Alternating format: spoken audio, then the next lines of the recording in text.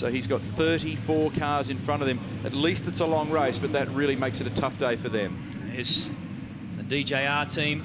Look at the lungs expanding, the pressure. You can just feel it. As Billy said right at the top of the show, every single lap here is one lap closer to Bathurst. Stephen Richards talked about being anxious. Look how far back he is. Look at the clouds above us. The wind's coming across. 500 kilometres, 161 laps. The revs start to build, and the 500 returns to Sandown. A very poor start from Todd Kelly. Marcus Ambrose goes zipping away down to turn one. Some moves by Paul Radicic. He's jostling for position into turn one. Rick Kelly gets contact with Radicic in turn one, and Ambrose goes off in the distance. Boy, Todd Kelly's going to play it cool here. He had a terrible start, the Winterbottom car. Off the racing line coming out of turn one. Everyone's got to cool it here. You've got 500 kilometres of racing. It's not going to be one in the first two turns. And the field still bumping and nudging each other as they come onto the back straight for the first time. This is a nervous moment. Todd Kelly was completely trapped on the line there, and I think that he either misread the signals or just completely missed the jump, but he got swamped by the pack. Cold tyres on this opening lap, and look at how quick this thing is on cold tyres. Car number 4. It's just been quick on everything. Cold tyres, hot tyres, full tanks, low tanks of fuel. An absolute jet. The Ambrose Ingall Ford all throughout qualifying absolutely slammed him yesterday, half a second faster. And he's showing that speed in the opening lap of this one. They want to get out the front and dominate. So it looks like they've sorted themselves out fairly well as they come round turn 9 onto the big straight for the first time. The Ford flags and the Holden flags waving in this massive grandstand. 1 minute 19 flat, the standing lap time. And it's a 1.1 second margin from Ambrose to Kelly on the opening lap. Here's the start. Keep your eyes on the number 1 car of Todd Kelly. Got dug down a little bit there, about 5-10 metres off the start line. Ambrose is crystal clear. He's got no dramas. He had to launch it, and it looked from here as though he had to have a double dip. It's launched, and then it's coughed, and then he's had to punch the clutch and go again. Remember, they've got 120 litres of fuel on. It's nearly 100 kilos of fuel. Andrew Jones was struggling at the back there as well, coming through on a full load of fuel. Had a report from the chopper flying high over Sandown International Raceway. They're forecasting rain here within the next 5 minutes. And that really is going to cause some havoc. Look at the skies, they are so threatening. You have the feeling, very cold temperatures. It's going to let go at any moment. Yeah, now the fight is on between Todd Kelly, that should read, because Skaife is not behind the wheel. We understand Todd Kelly finds himself behind Jaosn Richards in car 44. Ambrose, a 1:12.49, his first flying lap. Russell Ingall talking today, this car should run easily in the 11s all day. That's the forecast. If it starts to come down with rain, it's going to change the whole strategy. Look at this battle here now. Todd Kelly fighting his way back from that slow start, right up behind the Team Dynamic Commodore. The rest of the field through Ambrose, Kelly, Rydell, Richards, Skaife. The Skaife Kelly machine being driven by Kelly. I tell you, it's dark out there. Isn't it just? Wind gusting up. Look at this battle here. Jaosn Richards and Todd Kelly, the fight for 4th. Simon Wills did a brilliant job in the top 10 shootout to get that car further up the grid. Now Jaosn Richards trying to capitalise on that strong position. What about the dream start for Paul Radicic in car 65? While Todd Kelly was effectively digging a hole for himself, Radicic went around the outside and got himself some clean air. He's 3rd. Go through the order. Marcus Ambrose first.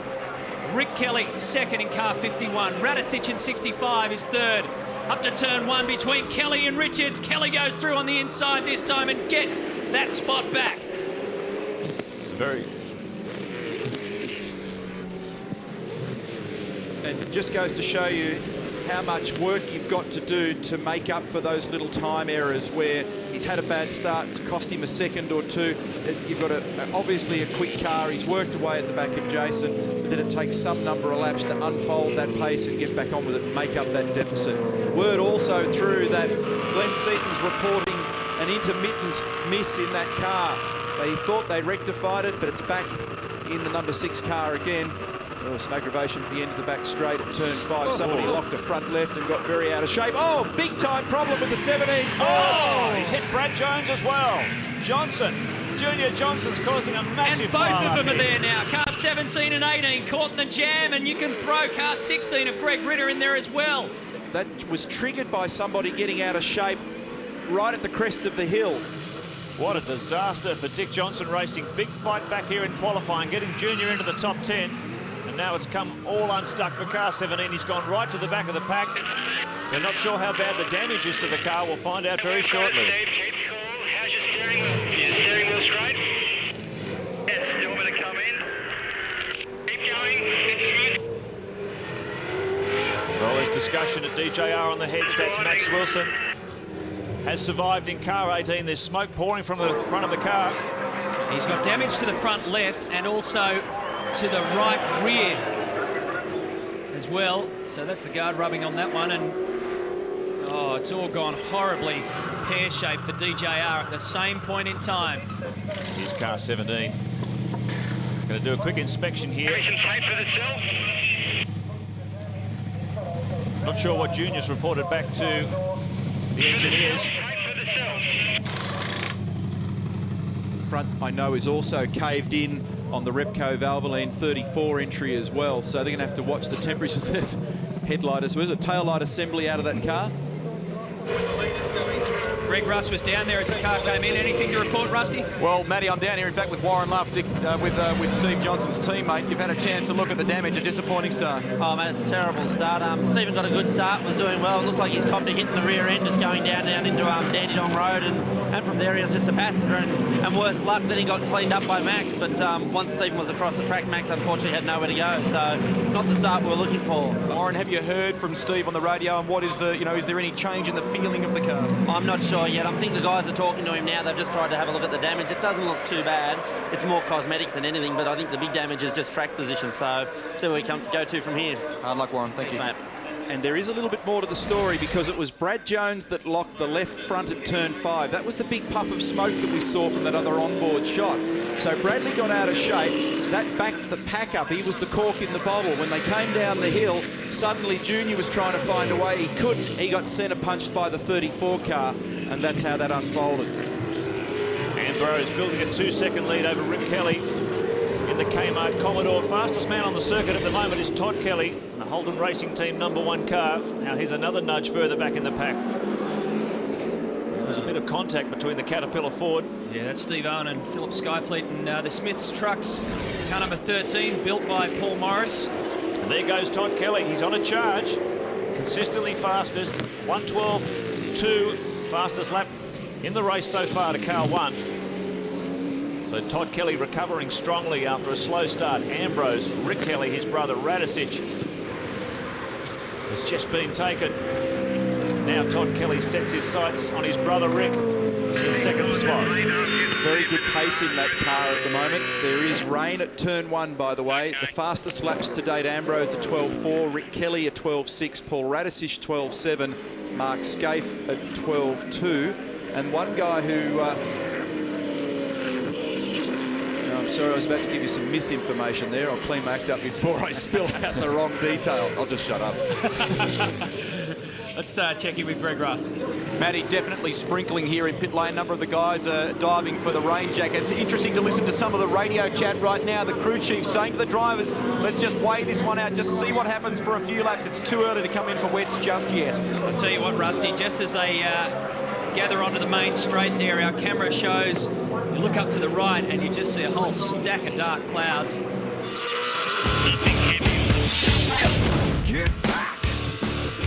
Oh, brother. This is Todd Kelly having a crack at Rick down the main straight of Sandown. Into the braking zone now. and younger brother has to give way to older brother as he tries to unravel the situation he really got himself into at the start of this race, dropping 3 positions from second on the grid. He is now in pursuit, clear track ahead of him to attack Marcos Ambrose, your race leader, by more than 3.5 seconds now. They're now trading lap speed punches, Bill, because Ambrose on the last lap set the new fastest lap of the race, a 1:12.1 and a 12.2 for the number 1 HRT car, and this is Winterbottom getting crossed up at 1. Sprinkles of rain down there, so a trap for young players. Tiny percentage of the grip has gone away, and he's gone actually a long way out of his way to rejoin. They actually won't take a very fond view of that. You're supposed to technically rejoin as quickly as you can where you went off. That was a rejoin at turn on the approach to turn 4, having gone off at turn 1. You see this? This is what happens when you become a front-end loader for another V8 supercar. The damage that you're looking at on Craig Baird's Team Kiwi car was as a result of that incident with the 2 DJR cars, and effectively Baird was the one that picked up Max Wilson and tipped him into his teammate Stephen Johnson in that horrible mess. So they've all come out of it with some pretty nasty scars on the face. Greg Rust. Matty, the chief engineer for car 4, Paul Forgy, has been on the radio to Marcos Ambrose. He says, plus 3.7, Marcus, plus 3.7. Let's just keep our head about this. We've got a nice little bumper, and just keep it all together. Gary, what's happened there with Gus? He's had to drive through, but it looks like it was a bit of a concertina effect. Well, it was, Darryl. I mean, look, I hate this. We get involved in time and time again, but clearly it is a race. He was racing for his position. There was an incident. Sure, he hit the back of the car, but the other car was locked up trying to avoid another incident, and, you know, it is very frustrating, but I better be careful what I say here, because the wrath of the stewards will strike yet again. You test your patience. Yeah, well, I'm running out of it. Thanks, mate. Thank you. Big damage on the front of this car. One of the full blueprint spec VY Commodores.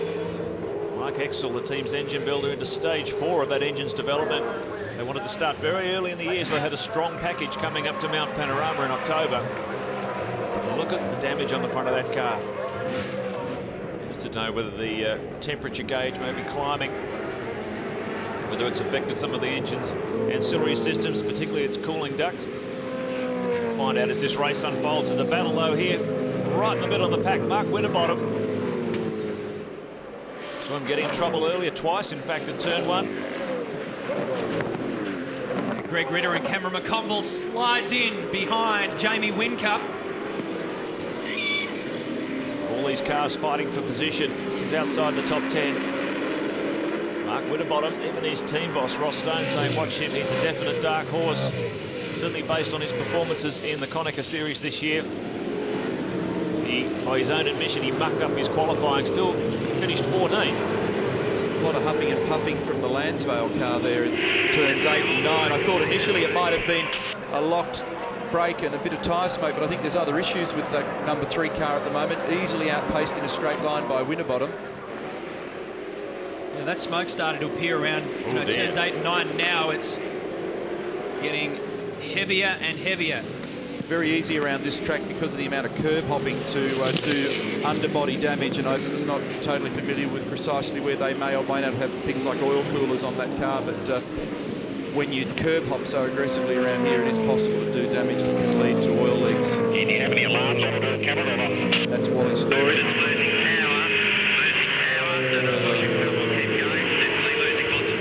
Losing lots of power. Cameron McConville reports from car number 3's 15th and 17th at the moment. And that little battle that he was in with Whincup, Mark Winterbottom, is going to come to an end very shortly, you'd imagine. Car 51, Rick Kelly, holding off Paul Radicic in 65. Radicic was so emotional when he qualified first. New owners of the Better Electrical team, 888, give us more international presence in the V8 supercars, and the Rad admitted to Rusty that he's been in the doldrums for a couple of years, and it was just a big moment for him to get that car up to the top of the timesheets and make it into the top 10.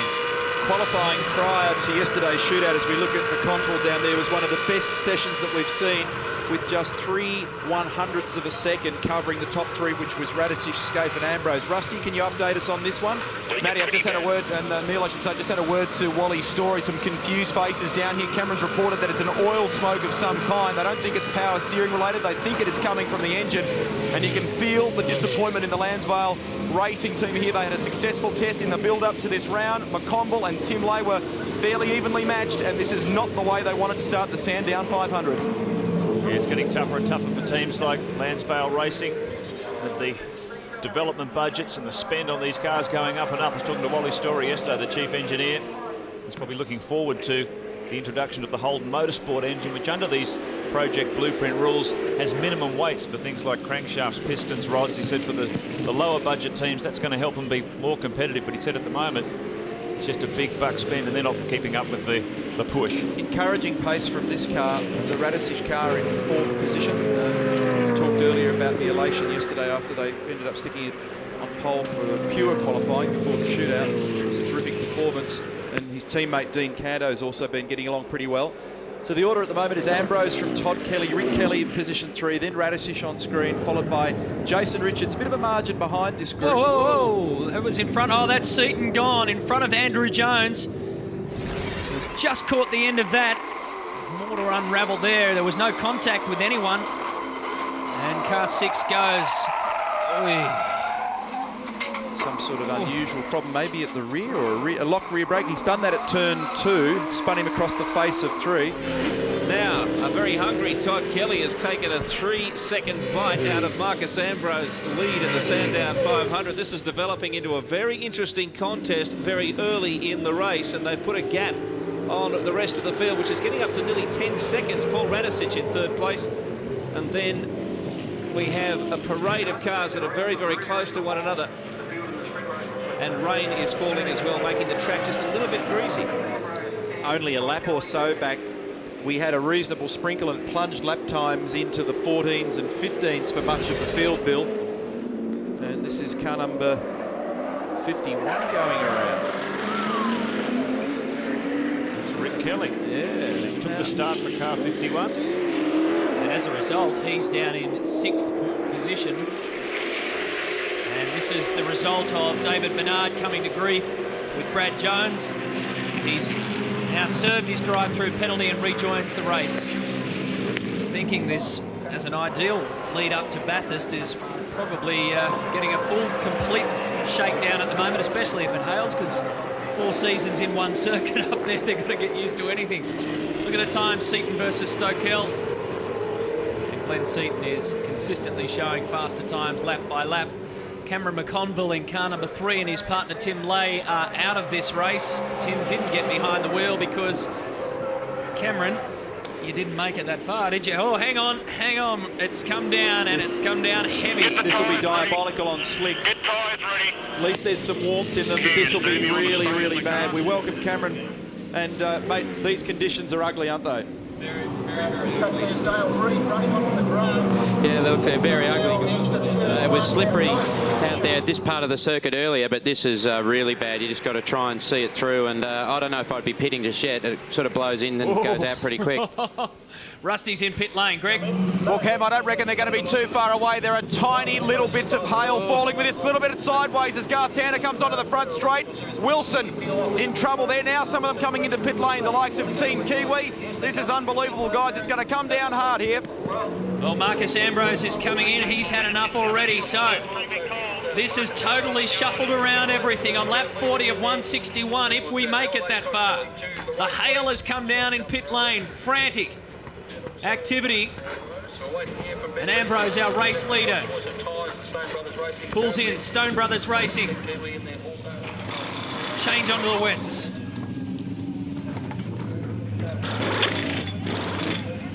Yeah, pretty good start from Stone Brothers. The wet tyres are on. I thought initially there they were going to do some changes there with the roll centre, but nothing but wets. So fully grooved wet weather tyres going on. Former race leader Marcus Ambrose puts Todd Kelly into the lead. Rusty. Paul Radisich staying at the wheel of car 65. They're throwing wets at this car. It is not hailing now, just heavy droplets of rain. Interestingly, Jason Bright, Paul Wheel, they did not hit this time around. They have stayed out on slicks, car 50. There was contact as we crossed to Greg down there between the Craig Baird, Paul Dumbrell car. I don't know whether Thomas Mazira got in the Dumbrell car as it exited the pit lane. Todd Kelly's chosen to stay out there, leading this race. He's still on slick tyres, but there's a heap of cars coming in now. Brad Jones in the Aussie Mail Ford comes in as well. Cameron's point's a good one. You've got to be very certain of the fact that it's going to stay wet. Otherwise, you've got to cycle back in through the whole process, but it looks diabolical out there at the moment. Grant? Yes, really confusing down here. Ford Performance, car 5, Macro and Hosse came in for fuel and tyres, and then the Kelly Besnard car arrived too early behind them and had to sit and wait for an agonising 15 or 20 seconds. Absolute chaos there. Electing to go with obviously wet tyres, but also fuel. There's only one boom allocated to each team. But sometimes it does actually make sense to sit in the queue and wait if the conditions are bad enough out on the racetrack. Sometimes it's better to actually burn the time in the lane rather than end up meeting Mr. Wall down the back straight somewhere and knocking the rivets off the fence. Absolutely, it'd be so skatey out there at the moment. I mean, really, it's a big gamble now that the rain set in to stay out on slicks. I mean, I think you'll see Todd and Bright have to pit. It's too dangerous out there now on slicks. So they would definitely have to come in. As you can see on our shot there, it's so heavy. This is, I'm pretty sure this might be the Gartanda coming through in front, and then the big collection point between Max Wilson and David Bernard sends Wilson pirouetting for the second time today. So car 1's gone round. Car 1 has gone to the grass, and this is it. He's coming in. That was on his way in, Neil, as he was trying to get around to the pit lane entry. So he's lost it on the inside, and that's exactly what you were. There's 10 seconds. Yep. You know. That's all right, mate. The switched-on teams rain light on now too. have got a view of the weather because they look on the internet. Here's the Strathfield replay. This is another incident, I understand, at turn 8 where he went straight ahead and rejoined. And this is the same spot a lap later. Look, it looks like an ice skating rig out there. I tell you what, he was seriously lucky to get out of that. He's got the boot in, rooster tail out of the gravel. Darryl? Yeah, the team down here, the wets are on, just waiting for the fuel. There's a few gravel rocks in the front of the car, but interesting, while you're standing here, this car pitting as it leaves, everything went well. Cars coming onto the front straight here. There's a bit of a dip where they make that final left, Neil, before they head down the front chute, and they're all really getting sideways. Hey, Darryl, did they stay with Todd in the car, or did Mark get in? No, as far as I can see up here so far with a lot of the drivers, the hot driver has stayed in the car. Okay, thanks. Probably not a bad strategy. Marcus Ambrose takes over the lead now. The story so far at Sandown, a delayed start under threatening skies here. And quite a charge from Marcus Ambrose in pole position. Here is terrible luck of Ingall. It ended up in a stop-go penalty for Gartanda, but look at that. The two worst victims were the Shell Helix VA Falcons, which were much quicker this weekend than they have been all season. So Dick Johnson would have been absolutely you-know-what. Now, Mark Winterbottom took a massive detour here. Looked a bit like Peter Solberg winning Rally Australia. But no penalty as far as we knew for taking that massive shortcut. The Cat Falcon in all sorts of trouble there. They've had some problems today. A misfire in the engine, Glenn Seaton on that occasion, losing traction.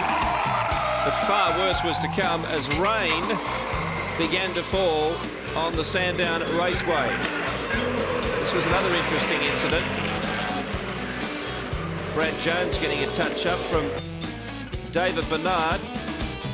And here is another hit and spin. Paul Radicic on Rick Kelly there. But again, as far as we know, there was no penalty for that incident. Now, this is after the rain has fallen and Todd Kelly stayed out on slick tyres while most of the field came in for wets. Looming up behind him was the Pertec Falcon, which in fact leads the race by 21.6 seconds. Marcus Ambrose in front of Todd Kelly, who regained second position after a pit change, but it may have been a lot closer had he come in earlier. That's academic now. Radicic still out in third place as we look at our race leader, and Rick Kelly in fourth. Now there's a bit of breeze about, broken sky, and those Dunlop tyres are ripping water off the racing line. The question is, if it doesn't rain again, what strategies will unfold, Neil? And the southwestern skyline doesn't look too bad at the moment, but the point that is interesting is that, as we saw earlier in the day, in these slightly greasy conditions, Kelly's got good speed again. He's about a second a lap quicker than Ambrose right at the moment. So although it's still a 20-second margin, he's peeling it out pretty rapidly. The interesting thing with this Dunlop wet weather tyre, Certainly talking to the drivers, and you guys could add something to that. It seems to perform fairly well, like hold up in terms of its compound as the track starts to get dry. It's got a fair degree of tolerance there. Well, problems here for Team Kiwi. 0-2-1, smoke pouring from the back of the Black Commodore by Craig Baird and Mark Porter, 2 Kiwi drivers in the all-Kiwi team. But something has gone kaput. Now, one of us got something to do with that battle damage on the front of the car. Highly likely, Mark. He's had a fairly big hit. Beardo had some really good speed early on in that race, and they've been quite pacey all weekend. I think they've got a stronger engine in that car, which really helps here, and that's a real shame. He needs some points here this weekend. With all that bonnet dented in, Neil, maybe the car was running hot for a while. Maybe it's cooked itself, who knows? You don't need too many things out of place under there for there to be an issue. And just to add insult to injury, we got a wet track with oil on it. And a wet track with oil on it is about the ugliest combination that you can imagine. Well, you can see the Team Kiwi team working away there. That doesn't look good. Smoke pouring from every angle.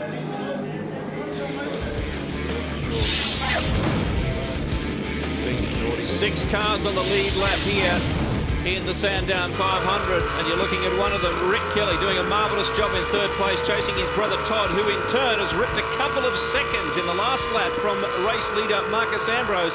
This is very much a contest. There is no such thing as a trend out there at the moment in the weather nor the performance of the cars. The pole sitter Ambrose, yes, is in the lead, but Kelly's wet race performance is exceptional, and so too is the man who is the last of those cars on the lead lap, Jimmy Richards, and that's why Marcus Ambrose has been unable to lap him. The 2 Holden Racing Team cars very strong at this stage. I think Rick Kelly's got a webbed feet as well, because the first time we saw him here in action in the wet at Sandown a couple of years ago was sensational.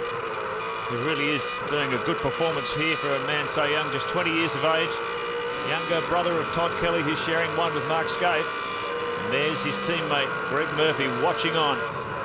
Take over the controls of car 51, but they're pretty handily placed at the moment. 3rd position in this one. About 20 seconds off the race leader. And he's going with his brother. It's 10 seconds, the gap between Ambrose and Todd Kelly in 1st and 2nd. And Rick Kelly's only 10 seconds behind Todd. So he's well and truly in this battle. It's a good fight back by Kmart Racing. With all the kerfuffle over the team ownership, they haven't tested for many, many months, and they've dialed the car in fairly well. What will happen now is, even though most people, in fact I think all people, will have taken the opportunity to refill when they put the wets on to top the tank up, we're coming to the end of what would have been the normal window for a full load of fuel, but they're going to run out of rubber in the not too distant future, so they're on wets on a drying track. So the reason that the drivers are togged up is that once they go back onto slicks, they may take the opportunity now to do some driver changes to be able to tick that box in terms of managing the 2-driver scenario in who can do the most and minimum number of laps, and all those equations have become a little harder to work out because of this shortened race, the delayed start with the repair to the safety fence, and also now these wet conditions. Well, we know that car 021... The second you think it's right for work on slicks, you let us know. Car 021 had its problems and had to park itself. Craig Baird is down in the pit lane. Greg Rust. Rusty? Matty, it's been a great week for Team Kiwi. They were knocking on the door of the top 10 regularly. Craig, what's happened to a terminal engine failure?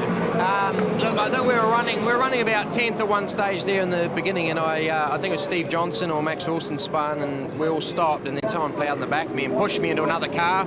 So it's broken all the front of the car, and we really struggled for straight line speed because all the airbox and everything was broken. So we were sort of struggling out there, and then it may have pressurised the engine somehow and popped the rear main seal.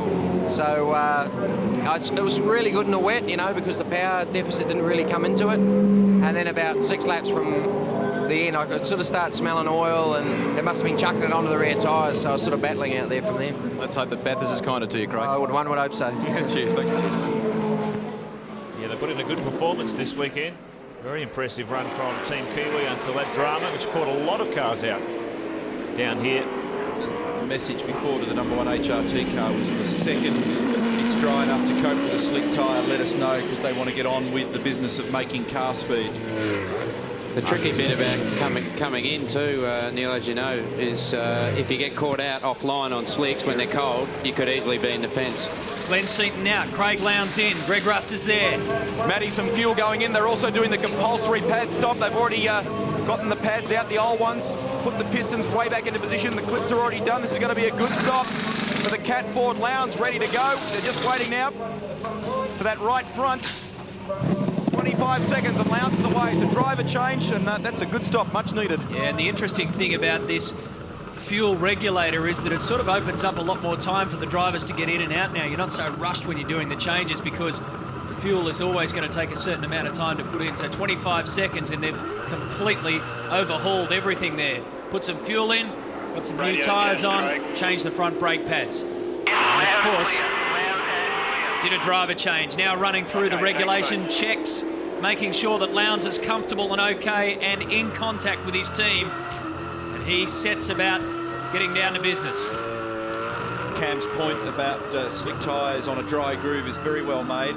If you go millimetres outside your preferred line, then like that, then you're a goner, aren't you? Oh, look, absolutely. The first 2-3 laps, it's just so hard to get temperature into a new or greenish kind of slick like this on this sort of circuit. So it'll be a good 3 laps before he has any heat into those.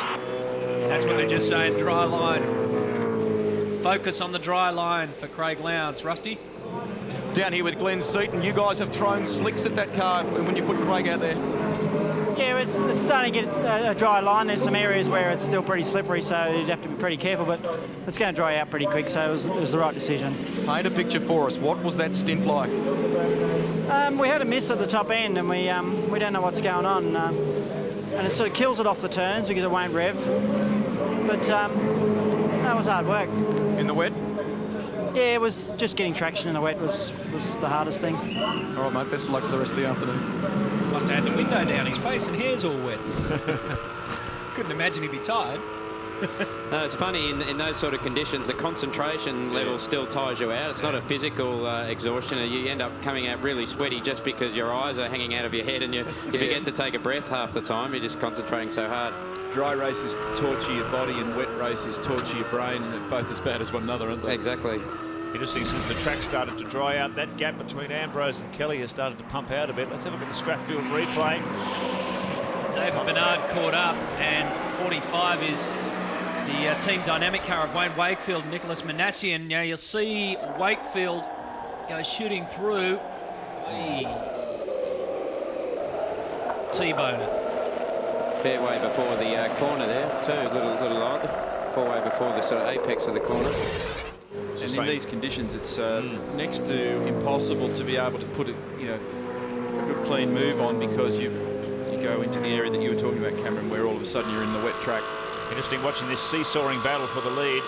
Todd Kelly got it down just under 10 seconds when it was raining. The track started to dry. It's pumped out to 13.3. Look at the focus on Todd Kelly's face now. You can see how red he's getting. It's talking about how difficult it is in these conditions. Taking some pretty deep breaths, Todd Kelly. He's had to really fight hard. See all that fluffy cloud back there on the horizon? That's where it's all coming from, down in the, there's a technical term, by the way, down in the southwestern corner. So I'm not 100% convinced that it's all over Red Rover for the weather. Ambrose got a 1:17.5 in that last lap around. You can see Rick Kelly making gains on his brother in the Kmart Commodore. He's got the gap down to 5 seconds now behind car 1. So Rick Kelly is the big mover here. 14.2 seconds now, the gap between Ambrose and Todd Kelly. So Kelly's copping it from the front and the back. He's losing ground to Ambrose, and he's also getting a lot of heat from third-placed car. And I guess when Toddler looks back on this first session for him, he might rue 2 mistakes. One, off the start. That didn't put him in too much danger, but certainly the mistake on the way back in. He was on slicks. It was absolutely pouring down, and he was left with nowhere to go but into the gravel, unfortunately. And I mean, look at that, 14.2 seconds behind now from Marcus Ambrose. They've clearly got the speed in this car, and the setup riders. Mark Larkham slots in for Jason Barguana. So he'll have mixed emotions, Cam, wouldn't he, Todd, when he jumps out? Yeah, he certainly will. And I'm just looking, he's been in the car a long time now. I mean, 66 laps is a fair way around here, and he looks like he's getting a little bit tired. He was wiping the sweat away from his face there, but you know, it's still a long way to go. 100-odd laps still to race here, and it'll be interesting to see when Mark gets in the car. I'm pretty sure he'll start to put the horns out and charge for a little bit. black flag's been shown to car number 45, Manasseh and Wakefield, so for that incident at Dandenong Road, so they'll take the drive-through penalty. Mark Skaife getting ready. Todd Kelly to bring in car 1. Done a good job dialing this brand new BY Commodore in this weekend. Team car is running the new Holden Motorsport engine. There's an interesting endurance test. They're trying to keep the same engine in throughout the whole weekend so they get at least 1,000 kilometres of genuine race miles on the new motor. I was wondering when Skaife will change over to the new engine, because under Tiga's rules, once you go to the new motor, you cannot go back. I understand that Ambrose is going to be coming in the near future as well, so car 4 is coming in. Everybody's now looking at this opportunity to make speed on a slick tyre on this track. I haven't actually focused on it yet, but they'll be looking at people like Lowndes to see what sort of speed he's making on a slick. If they see that he's making good speed, that'll be the cue that brings everybody in. Tell me when you're at pit entry. Well, it's at the 15.4 seconds, the gap between Ambrose and Kelly. So Ambrose has been making good gains. Dry weather conditions. Here comes Todd Kelly now. 68 laps for Todd Kelly. That's a 210-kilometre stint.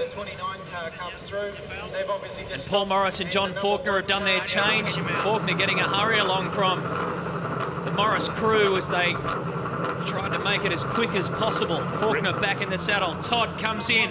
Mark Skaife is about to jump into car number 1. Daryl Beattie's on the spot. Yes, it's a driver change. Mark Skaife in the car, fuel going in, the wets come off. Just having a close look at those wets, it looked like they were carrying some serious temperature now near with that track drying out. Even with some of the cars going by now, they're getting off the dry line onto the wet line. Rick Kelly also came in too, coming in behind Todd as they rolled into pit lane there, so the Kmart crew busy as well. Fresh pads going in. Go.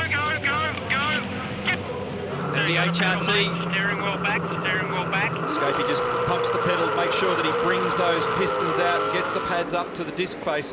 What can happen is you hear me, Mark? Just establishing radio comms. Oh.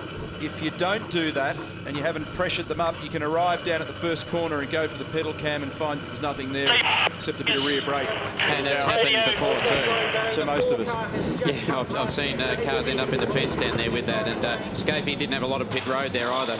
Now Ambrose is out. Russell Ingall has an insert to throw into the seat and he'll jump in. Daryl Beattie. Just watching it. Marcus a little slow getting out of the car. They're trying to disconnect his radio. Pad change again like HRT. Wets off. Everything looks pretty calm here at this stage. Looking forward to this battle between Russell Ingall and Mark Skaife. Nice stop. Good stop. He's got the belt twisted on the left. Yeah. Oh dear. Who'd you start for the HRT guys? It's done up, but he hasn't actually got it tensioned down, so he'll have to turn it a little bit on his shoulder and then give it another yank. Rusty? Well, Neil, it's been a really long stop for the number 17 Dick Johnson Racing entry. The reason being they've had to do the driver change through the passenger door. Steve Johnson had to climb out the passenger door because of that. Sorry, Rusty. Ingall has gone off First at turn corner. 1. First corner, first lap. I could see the I could see the horizon rotating around through the windows. I knew there was something going on. He was trying to wrestle with his belt. He's rotated the thing on cold slicks on a track with wet verges, and he's buried it in the kitty litter at turn 1. And I think if his eyes could talk, they'd be saying, I can't believe that's just happened. He was staring out the front there as though he'd been caught red-handed, and in effect he has, because that'll give Skaife and Todd Kelly safety car. Clear ride, safety car on the circuit. Oh, can you believe it, for Russell Ingall. And now car number 44 goes through as well, Simon Wills. Is there something on the road there? He's on the radio complaining about having no brake pedal in car number 44. Well, there's the story of the 500. Marcus Ambrose completes 68 laps, hands it over to Russell Ingall, gets to turn 1 and finds himself in the ditch. I wonder if he was a little bit distracted by that seatbelt there. He was still playing with it coming into the braking area. Maybe just went in a little bit deep and cold slick sort of whoop whoop onto that damp spot there. You can see the dry line ends. If you get out there, you got no hope. Look at the number of cars that are sliding even on the dry line there. Well, because most of them have shot in now. And cold tyres. Second place, mate. And that Murphy in front, then yourself. information and data flying everywhere here. I can tell you that the reason Wills went off down there was that he hadn't brought his brakes up to speed by the time. Yeah, look at that. He locked up the rear brakes. Yeah, I wonder whether or not... now, this is where it all happens too quickly sometimes, doesn't it? Did they do a pad stop as well? Did I hear Rusty say they did pads? Yeah, he hasn't brought... what he's done is what we were talking about with Skaife. He hasn't pumped them up enough, and it's just locked the rears. Too, now the fronts are still going, so definitely locked the rears. So whether the seatbelt distracted him to not pump the pedal or one or the other. Yeah, so that wasn't a wet verge issue. That was a... hadn't brought the pistons back out of the front calipers, and it's all rear brake. Well, you guys were talking about the belt at the very start of that replay just there, before he gets his left hand, I mean, it's all gone by now, before he gets his left hand back onto the wheel, he was still adjusting that left side of the belt. Campbell Little is deep in concentration and thought, and Jimmy Stone is left shaking his head. He's engineering the 9 car at the Be Heavy Hearts in the Stone Brothers Racing. I was going to make the point that Wills had the exact same thing happen. He was howling on the radio about the fact that he didn't have a brake pedal, and he's gone down there and locked the rears and fired himself off as well. You've got 101 things to think about, haven't you, when you jump back or jump in the seat for the first time? But it's all part of the game. It is. Ingall had got in there, had a bit of a twist on the belt. It's the pressure on everybody in the system. Watch his left hand. He's fiddling with the belt. Now he gets it on the wheel. Uh-oh. That's where it went. And he ends up twisted by now. However, if had he had a firm brake pedal, then it wouldn't have mattered where the seatbelt was. Yeah, certainly, as I was saying, you can see Skaife feverishly pumping his up by the in-car camera there, and if you're up at the other end of pit lane, it certainly gives you a bit of an advantage to have it done by the time you get onto the racetrack proper. Clearly, the biggest drama of the day has just unfolded. Car number 4, Ingall and Ambrose in the ditch. Tander and Stephen Johnson face to face. Rusty, what's happening there? Words being said, Matty. Steve, as soon as he got out of the car and had a quick drink, bolted up here to the Garth Tander pit. Garth took one look at us and said, "Oh, you brought your mates with us. Thanks very much." Anyway, they've continued to exchange words about the incident, and now Steve is gone. A quick look at what we've seen so far, the most decisive moment of the race, just after a driver change. Leader Marcus Ambrose handing over to Russell Ingall. He was adjusting his seatbelt. We're not sure about the communication there between pit crew and Russell, but anyway, we suspect that he was trying to pump that brake pedal to get the pads in line, and it did not come early enough. He locked the rear brakes, there wasn't enough front brake working, and this was an absolute crisis for them. He's in 12th position now, Russell, trying to unlap himself. And this was another argument resulting in a much earlier incident between Tander and Johnson. Junior claiming that Garth illegally turned him around. Garth claiming there wasn't much he could do about it. They're in the middle of a concertina action. Lots of other carnage out there on the circuit.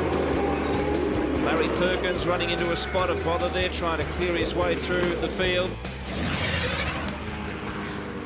And Larry is in currently 8th position. This is Mark Larkham, who with Jason Bargwanna has done a tremendous job for the Orcon team, but he has been trying to negotiate some lapped traffic. He's got past one of those drivers now. Kelly and White were ahead of him on the track. He's in 6th position, but your race leader is Greg Murphy by 2.4 seconds. Mark Skaife seems to be putting a little bit of time into that lead, although it has been fluctuating. And there's a gap to one of the great drives of the day, Luke Yulden, with the Steve Ellery team in 3rd place, ahead of Simon Wills, who has taken over from Jason Richards, and that's another great drive. There's been quite a few great drives. The other Richards, Jim, has obviously put down an awesome drive to get the HR2 number 2 car right up into the top 5. Tony Longhurst is now taking control, and Mark Larkham is clearly benefiting from his teammate Jason Bargwanna's performance. These guys started 17th, now they're up to 6th, Billy. So Larkham very happy with his teammates' effort in the first stint, and now Larko's doing a great job as well. But as you said, in the last 5 or 10 minutes, he's had everything thrown at him. Strong looking combination, isn't it? The Orcon Falcon going to switching to a BA Falcon this year.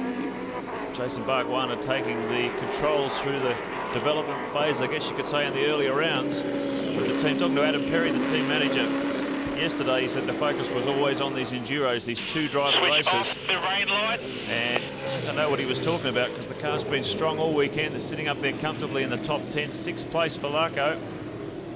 Plenty of power from the engines doing in-house. Aaron Collingwood there at the team's workshop up the Gold Coast. So this is a good fight back from Larkham Motorsport. Don't forget, Marco, what's ahead of us at Mount Panorama. This man, Mark Larkham, has had pole position up there back in 1999, and of course his teammate Bargwana, a winner in 2000. So if they've got the car beneath them, they're a pretty lethal combination. Whoa, car 2. Just saying how good Longhurst was going in the top 5. And trapped here, he'll have to do it. He's got to do a 3-point turn and hope he doesn't get T-boned. Dear oh dear, he is vulnerable there. Oh, heart in the mouth stuff. Somebody's just lost something ahead of them, got out of the way. That could have been catastrophic. Just relax, mate. Just relax. Take a couple of deep breaths, pal. A couple of deep breaths and then carry on. I reckon he'll need him after that too, because he would have been looking out the front, the rear, the sides and over both shoulders. Fortunately, the yellow flags would have been waving. Let's have a look at the Strathfield replay of the incident. Not sure if there was contact between that car and the Sirame Wines Paul Morris entry. The incident's harmless enough. This is the part that it starts to get a little bit ugly because he was caught with nowhere to go. Cameron McConville has stepped out of the commentary box. We thank him, and Glenn Seaton has joined us. You've had an eventful day, haven't you? Yeah, we sure have, Matt. We're going to iron out all our problems for a few weeks' time, though. But, yeah, it's the start from pit lane is fairly difficult in this sort of competition. And we had this miss in the engine, and we've had it... it actually wasn't too bad. It cleared yesterday, and then we had it back this morning, and they changed some leads and that before the start of the race, which made us not get out before the pit lane closed. So that made us have to start from pit lane, but it's still in the car now, and it's a bit of a strange one. So you Glenn, the logistics of running 3 cars, building 3 new BA Falcons, running 3 new Falcons, you don't turn the racing tap off. You've got to build and race and develop all at the same time. It must be a massive logistical exercise for Ford Performance Racing. Well, it has been. It's Mark, it's been huge. Like, you think of the team's gone from a 9-personnel team, what I had last year, with a single car. And it was all put together very, very late at Christmas time, and to get the team up to a 3-car team now, I think they've done a sensational job and got the staff to 35. So there's good things to come. There's no doubt about that. And this year we all knew that it was going to be pretty difficult. And I just hope in 3 to 4 weeks' time, when we're up at the mountain, that we're very competitive, and I think we will be. A lot of people hoping likewise. I think, Cito, your 20th crack at it. Yeah. You can always don't mind to give up this race so we can actually do a good job at the next one. Stephen Richards watching on from the Castrol Perkins pit as the boss, Larry Perkins, holds it in the top 10 there, 8th position at the moment. 1:14.1 his last lap. So look at the lap times of the cars in front of him. Murphy's done a 12.8, a 12 dead for Skaife. On lap 96, a 12.02 for Skaife. The gap down to 2.2 seconds. So Murphy and Skaife are locked in a real ding-dong here for the lead. And I've got to say, I'm really surprised by the speed of the Kmart Commodore. He seems to be able to respond to every lunge from Skaife. The gap back to Luke Gilden's pumping out all the time. 17.8 seconds back to the Super Cheap Autos Ford in 3rd. Rusty? I'm with Paul Radisich, Mark, and I guess everything seems to be going to plan. Yeah, Ricardo's doing a great job out there. For a guy that hasn't driven these cars on the track or whatever, he's just doing a superb job. You know, we'll just get out there and do his allocated number of laps, and we'll keep him going as long as he can and wait for the big sprint at the end. Will you get back in the car then? Oh, yeah, absolutely. I'll be in for what I would expect, the big sprint to the finish. Just quickly, an incident early on with Rick Kelly. Can you tell us what happened there? He went a little wide. I dived down the inside of the take, then he came across on me and went around. So maybe I shouldn't have been there, but then maybe he shouldn't have moved across. I guess just a racing incident. Nice to see you smiling, mate. Have an enjoyable rest of your weekend. Regardless how it goes, we've had a great weekend so far, and gee, wouldn't it be nice to stand on the podium? It would be. Thanks, Rusty. You could see him trying to backtrack back to that Rick Kelly thing, and I think he'd put it in that little part of your brain that says, I want to forget about it. Paul Radisich teaming up with Rickard Rydell, who, by the way, was meant to make his V8 debut 9 years ago at the Sandown 500, a big lock-up for the Holden Young Lions entry of Breed and Ricciardello. Yeah, Rickard Rydell was meant to drive here 9 years ago when he was slated to drive with Bradley Jones back in 1994 and had to pull out at the last minute. So this is his first crack in a V8 supercar. Well, that devastating lap of Skaife's on 96 on 1:12.02 shows not only a very strong race car, but he's got the lead down. The gap between himself and Murphy to 1.5 seconds. So continuing the onslaught, continuing the open the gap back to third place. Let's have a look at the Strathfield replay of the Holden Young Lions Commodore. Big brake lock up there, but managed to keep it on the racing line. Not very many people with good pace at the moment. There's Murphy and Skaife in the low to mid 12s. A lot of people in the 13s, and as Paul Radisich said before, Rickard Rydell is one of them that's actually continuing to find pace as he goes. He's obviously finding a level of comfort in the car. Unfortunately, Sid, I have to say that that car of yours doesn't seem to be turning a lot of pace right at the moment. No, it's it actually hasn't been turning a lot of pace throughout the race. Once Craig got out there on new tyres after that pace car, it actually turned in some good times, but it started to drop away a lot now. So, but it has been eating up its tyres today. That's some of the problem with the car, as well as this miss that we got. But it's things that we're going to learn from this race being to take to the next one. There's the comparison of lap times between John Cleland and Craig Lowndes in their battle. Up to 1.4 seconds at one stage, down to 5 1/1000ths on another, so could be polluted lap times as they pick their way through traffic.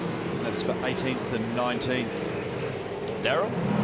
I'm down here with Brad Jones. Brad, it wasn't a very good start today, been turned around, but things looking pretty good now with JB time-wise.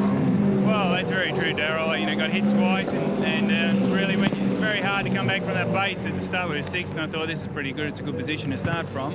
But JB's doing a great job. He's just a little off the leader space, and we're just past Larry, so we're marching up towards the top 5. Hopefully, by the end of the race, we can get in it. I guess there's a few dark clouds starting to sneak in behind us again here now. What's the plan from now on to the end? Well, it really depends on the weather, as you said, and we just need to see what's going to go on. Hopefully it'll stay away. We'll just stop for a quick splash at the end and get a good result. How was the car after the hit earlier? It's been fine? Steering's bent a little bit, but obviously with JB going as quick as he is, it hasn't knocked the pace around too much. So no, the car's pretty good. It's just one of those unfortunate things. I thought it'd be a good idea for me to start and keep out of trouble, but it's always the way. It never quite works out. And there's another new one coming for Bathurst, another new car. Well, yeah, I'm not sure which car we're going to run, but we'll have our third car finished by then. So we'll just see what happens when we give it a run a week or two beforehand and make a decision then which one we take up there. All the best for the rest of the day. Thanks, Darryl. Yeah, these guys decided to go with John Bow's car for this event, hence the green and black machine carrying Brad's number. So your PlayStation 2 race score, take you through it. First is Murphy and Kelly. Second is Mark Skaife. Third is Luke Yulden at the moment. Fourth is Simon Wills. Fifth is Mark Larkham. Rickard Rydell is sixth. Longhurst, Bow and Perkins. And then Noski make up our top 10. There are some twists and turns here in the Sandown 500. 10 minutes away from the chopper. We're just hearing a mess. You just call it, mate. This is rain on the track again, and we're looking at Skaife attacking Greg Murphy for the lead. He's been whittling down this lead. Don't forget, not since round 1 has Mark Skaife tasted victory. There's been a sweep of Fords at the top of the podium since, but now he has the chance to strike back. There's a 26-second gap to third place, Luke Yulden, but he is only, well, less than a second in front of Simon Wills. If either of those two teams gets on the podium this weekend, it will be a remarkable achievement. In fact, the same can be said for 5th placed Mark Larkham and indeed 6th placed Rickard Rydell. But up front, two familiar faces. Skaife's in a bad position here. And what a battle. Yulden has struggled to maintain the pace of these two leading Commodores. It's up to 26 seconds back to the Super Cheap Autos car. So it's a two-car war now. Kmart Racing Commodore, he's responded to Skaife's attack on the previous lap, but right up behind him. Okay, I'll say a couple more yet. So there's the battle over the last 4 laps. You can see Skaife chomp, chomp, chomp. And then Murphy responding again. What's Murph got left in this car? We've seen a few puffs of smoke under brakes and through the corners. And both of these guys will run out of their current fuel window at about lap 128. We're estimating a race finish around lap 148. But if it does rain wholesale, they'll come in and take wets, but they'll take the opportunity of topping up as well. That'll at least get them through to the end of the motor race in terms of fuel. About 20 looping around down at turn 7. The Wade Johnson car. Second of the Orcon entries, and I think he's done it on his own. Picks the throttle up and just gets himself out of what would have been a pretty sticky position. So one of the things that might actually help at the moment is there is a spit of rain and they do have to put some other rubber on. At least that cleans up the fuel issue, and then it's just a battle of the track conditions and what tyres you've got on through to the checkered flag. It's very hard to pick this weather. You can hear the radio signals, all the chat in pit lane. Where's the weather? Where's it coming from? How long before it gets here? In dry conditions here, you burn on average, depending on which team and precisely your lap speed at that time, but on average about 2 litres per lap, and obviously 120 litres. You don't get to use all of that because there's some in the fuel rails and the collectors, so you've got just under 60 laps worth of range in the cars around this track. What a great battle. Weather. Murphy, Skaife locked in at Yilden, back to 28.7. The Super Cheap Autos car is losing a lot of time now to these leading Commodores. And there's Simon Wills coming up behind the Super Cheap Autos car. Look at the last 4-lap comparison in the battle for third. Wills is taking big chunks out of that lead as well. So he's only, well, there's nothing in it. He's right on the back bumper of the Super Cheap Autos car as we speak. Do you hear that message to Skaife? The message was that Kmart have yet to do their brake stop. That's pretty significant. Yep. That's a big factor, isn't it? Yet to do their compulsory brake stop. That will add time to their stop. Well, it's a difficult scenario to juggle in terms of tactics. Some teams choosing to do their pad stop early, some leaving it to late. And this is a classic example of where you want that stuff out of the way early. So, Bolton Racing team looking in the box seat. Have a listen to this car for a lap around this track. It's a great bit of road.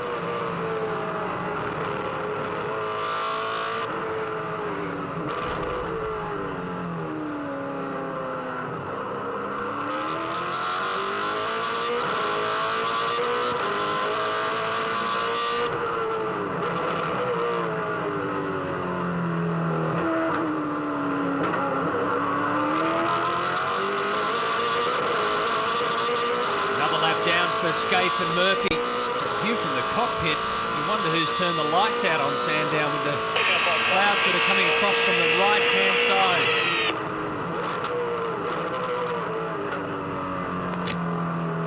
Turn 1. Looks so much clearer from our cameras, but you can just see how difficult it's getting from inside the car. Right up behind Greg Murphy. Mark Skaife now applying the blowtorch.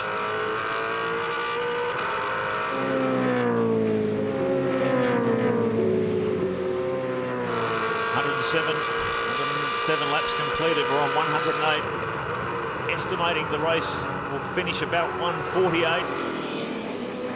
And all sorts of things are going to come into play here in terms of the time it takes to refuel these cars. Whether the front pad change on the Kmart car is going to cost them bulk time. Prix and Ingall a bit further back in the pack.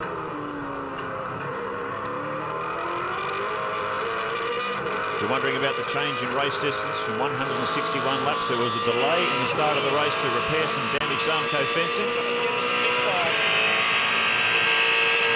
As a result, it's become a timed event. It must finish no later than 4:45 Eastern.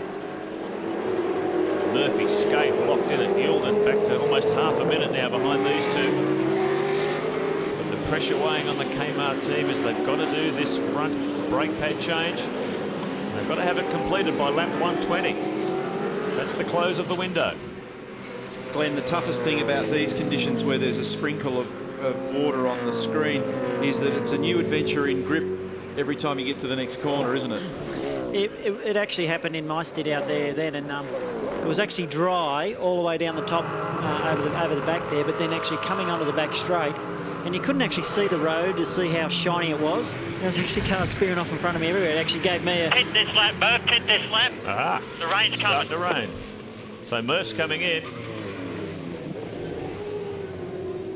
Some word that that incident that we saw Tony Longhurst ending up in a spin up at turn 4, Paul Morris has been pinged for that, and he'll do a drive-through now. HRT Crucial moment. Wet, fellas. HRT coming in as well, so this works out well for Murphy. Guys are in, so just be careful. And remember that Murphy's got to do pads. Move your wheel, Timbo. Pressure is on the crews now. Don't get this wrong. They've got a big load of fuel to take on, but they've got to get this stop right. There's a problem here for Murphy. Delayed coming in. Rusty's on the spot. I could not believe it. Jamie Whincup got given the thumbs up to go. He endeavoured to leave pit lane as he'd been instructed, and Murph was right there. This is going to be so costly. They haven't even started doing the stop yet, and there's damage to the rear wing of Murphy's car as well. Oh, what a disaster. Absolute mayhem for the Kmart team. 18 seconds, they've turned Skaife around. He's got enough fuel now to go to the end of the race. He's on wet weather tyres. And the rain pouring down here at Sandown Raceway. It's all happening. Taco, the wing's busted on the car. Oh, I think he said the wing is damaged on the car.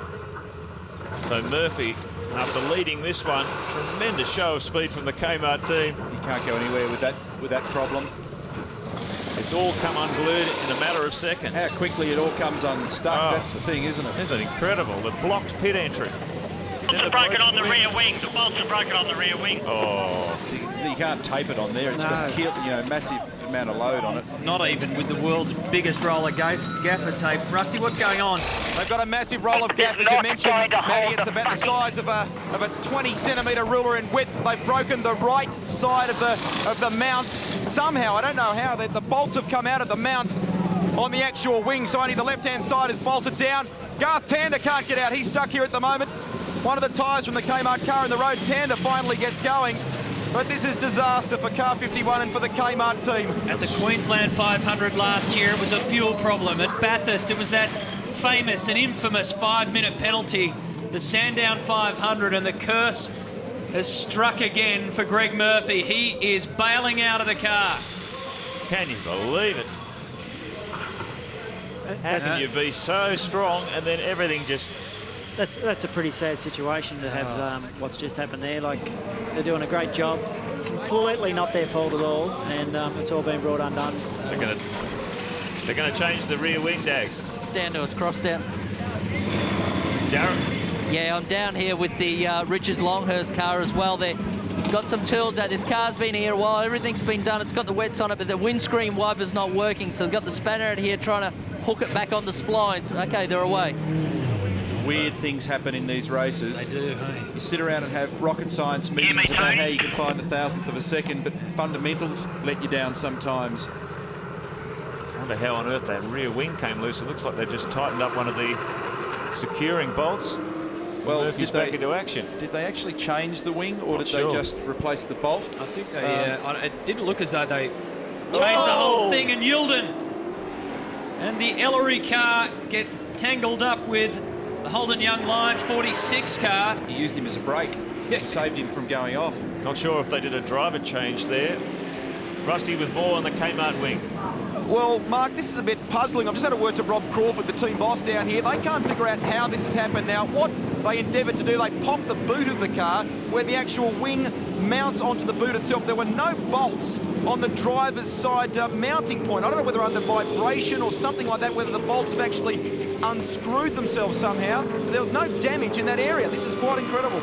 Yeah, because that answers a question that I was about to ask Rusty, and was that as a result of some sort of contact with the Valvoline car in that pit lane mix-up? Because it's very easy, Glenn, to catch an air hose with the rear wing end plates, isn't it? Absolutely, and it would have just pulled those bolts straight out of the mount. But if it wasn't that the case, and it was coming loose out on the track, how lucky is the guy to be in the pit lane and have that happen in pit instead of out on the road? This may tell the story. Let's have a look at the Strathfield replay. And there's the collision between the Repco Valvoline car. He gets out, and then it just gets worse and worse for the Kmart team here. He's come in at an angle. He's all in the wrong position. Yeah, I think it's an unrelated thing. I think they just had a rear wing drama. It happened to be simultaneous with that moment. This is the replay of Jaosn getting crossed up with the Young Lions car at 1. Possibly saved him a trip to the bunker. Mark Skaife now sitting in the box seat, car 1. Holden Racing Team Commodore closed the gap lap after lap to Murphy. It was a really good battle for the lead there. But with all those dramas for the Kmart team, Mark Skaife's found himself in a very strong #1 spot. This resurfaced area of the track, Glenn, it just looks like a skating rink, doesn't it? Every time I see those shots, it makes me flinch because I'm expecting to lock up and hit something. But you can't do that in a commentary box. No, it's actually, it's fantastic grip when it's dry, but geez, there's no grip when it's wet. It just looks scary, doesn't it? It's got that sheen on it, and you think, oh. It has got that sheen, and I'd hate to have that surface running down the back through the fast sweeper, because when it does get wet and you arrive at it, it's actually hard sometimes to actually see how damp it is, or even damp. Look at it there. It's just like it's all polished up nicely, ready to send you that nice gravel trap waiting at the other end of the straight. The order at the moment is Skaife from Wills, and then it's this man here, then Jaosn. Larkham's up into 4th, Rydell 5th. Wills is very close to the race leader there, you can see. So much drama. You expect it at the Enduros, but it's come in buckets, literally, here at Sandown. Is there any more to come? You'd have to say so as we close in on the final stages. Hail in pit straight, rain everywhere else. Mark Skaife. Well, there's the hail. What next here? That's pit lane, of course, the low-level shot, and boy, there's been some drama in that particular stretch of road this afternoon. We estimate around 148 laps of this race. Mark Skaife under threat. His lead is down to 35.5 seconds. Jason Richards' car is back out there. What a performance from him and Simon Wills for Team Dynamic, and Luke Yilden and Steve Ellery in 3rd place. Oh, look at it. You can hear it. Just a quick check ahead on your home of motorsport, the VIP Pet Foods main event. Final round of the championship is Greg Rust. Well, it's falling, guys. As you can see, it's probably about the size of, I don't know, a couple of pinheads. It actually hurts your face when it's coming down. Wouldn't make any difference to you, Rusty. No, thank you. It's probably not hurting me at all. But the vision, when you turn from the left-hander onto the front straight, you can virtually not even see the end of pit straight. Safety car on the circuit by the looks of it. Hey, Rusty, you can go inside now. He's got bad dandruff, hasn't he? I'm working on it. I'm working on it. Funnily enough, Rusty, they've called turns 2, 3 down there. They called it the Ford Rapids. Ford decided to sponsor that part of the circuit. They called it the Ford Rapids. I don't think they were counting on actually giving these guys paddles to get through it, but that's the way that it's turned out. The Audi safety car, the A8, is now trying to track down the leader, and that's the reason why car 24's off. Everybody's going everywhere except in a straight line. Matthew, if this gets bad enough and it continues like this, there's every chance it could actually be red flag, because the track becomes undrivable. Like that. Like that. Ooh. Adam Macro, Darren Hossack car. Is that your car? Right into That's my car. right into the sand trap. Well, here's a tip, it needs a wheel alignment. You know what, Cito? There's about 30,000 people saying that about their car in the car park, copping it from the hail. Grant Kenny. Oh. They may well stop this, Grant. Oh, there's Paul Dumbrell and Thomas Mazzera heavily into the wall. Sorry, Grant. Mate, you talk about copping it from the hail. Rusty's head would handle that a lot better than mine, I can assure you. Listen, somebody who loves the slippery conditions and had a tough decision to make this morning.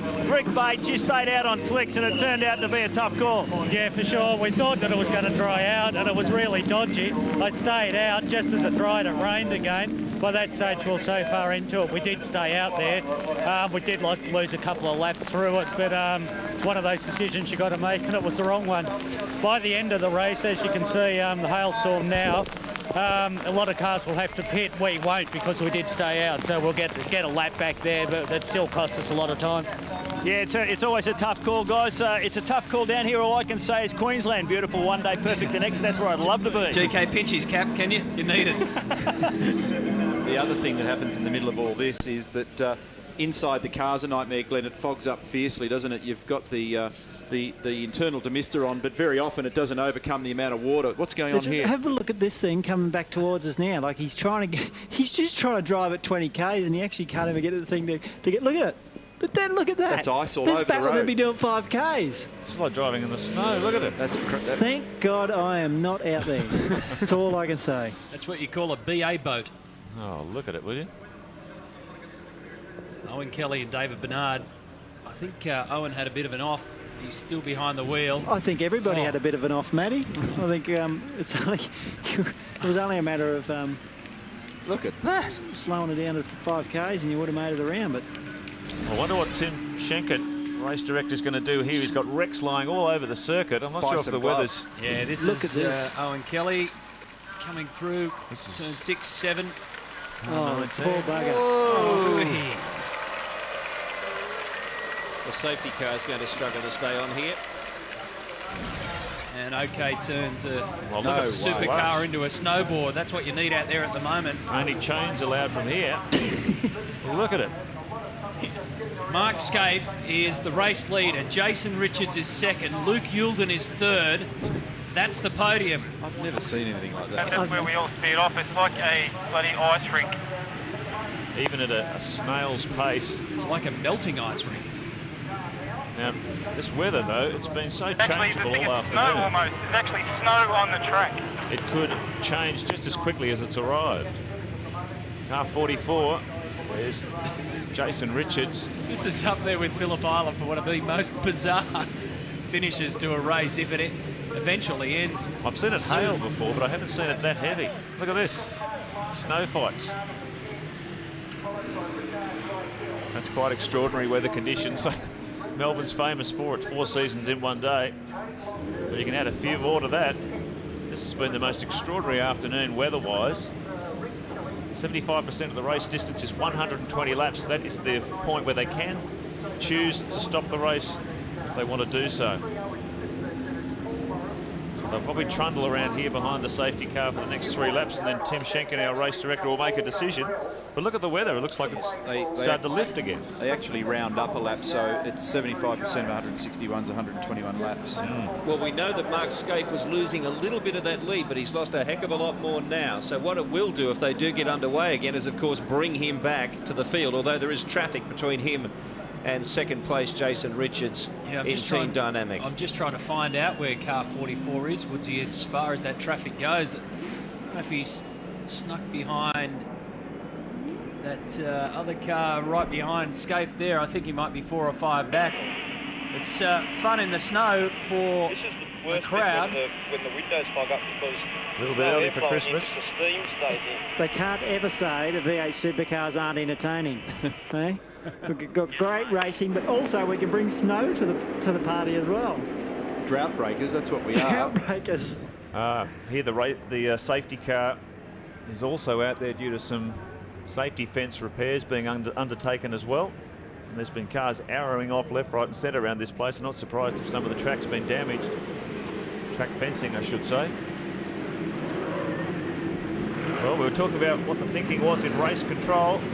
Rick Rust is with Colin Bond. Rusty? Mark, I've snuck up here. It's fairly busy, as you can appreciate at this point in time. Colin Bond, you've had a chance to look at the state of the circuit. The safety car is obviously out there. What's the plan from this point on? Well, what we do, I mean, there was hail with that lot, and these tyres on the cars are not too bad when it's wet, but not when it's really puddly like that. And this particular circuit has got a very slippery surface to it. So we just bring the safety car out. Actually, before anyone went off, we did actually have a problem. I think up in turn 6, and there's a car in the tyre bundle up there, which will take a little bit of time to repair. What we do now is just leave the car behind the safety car, wait for the water to sort of get off the racetrack, and then we'll just virtually start again the race under the safety car, of course. Okay. Thanks, Colin. No problems. They might be waiting for a while if they're going to wait for the water to get off the track. Now, in this situation, when you're crawling along at such low speed behind a safety car, Neil and Glenn, what's going on in the car? Are you starting to have a big draw on the electrical system? What have you got to do? I imagine you shut down a few things, do you? What's going on a lot of the time is that just fog up fiercely, Mark. You know, where you've got the heated filaments in the screen, you get a little bit of relief around those heated filaments, but either side of them, it looks like a fish shop window, doesn't it? So, and the side windows and the back windows of the car are often a complete disaster. Absolutely, and driving out there on this would be an unbelievably bad feeling sitting in these cars at the moment, and I'm sure the guys at the front are probably saying, I hope the hell I don't restart this race, but it looks like it's all starting to clear again. So as in the darkness has gone away a bit, and but it's going to be quite a while before you see all this hail's gone off the road. So it's going to be a while before this race starts. The Sandown 500. We've had some extraordinary races here over the years, and this goes down as a new benchmark for weird. We've had hail bordering on snow. It's been stacked up, and very importantly though, it is still stacked up in parts on this road, and if they don't clear it, they will not be able to start this race properly. Mark Skaife is at the head of the pack, the race leader. Now, only a Tasmania could eat an ice cream when it's this cold. Of course, he's quite used to some of the coldest weather in Australia in that wonderful state. But Marcus Ambrose, he's been through some highs and lows here this weekend. You, Billy. Good on you, Marcus. Russell Ingall, of course, has worked his way back up to 9th after that unfortunate spin on the end of pit straight after the driver change. After Mark Skaife, we have Jason Richards, who's jumped in the Team Dynamic car. Now, that's a great achievement for them, no matter what happens from here. Likewise, Luke Youlden and Stephen Ellery in the 3rd place car. Rickard Rydell with Paul Radicic this weekend is in 4th place.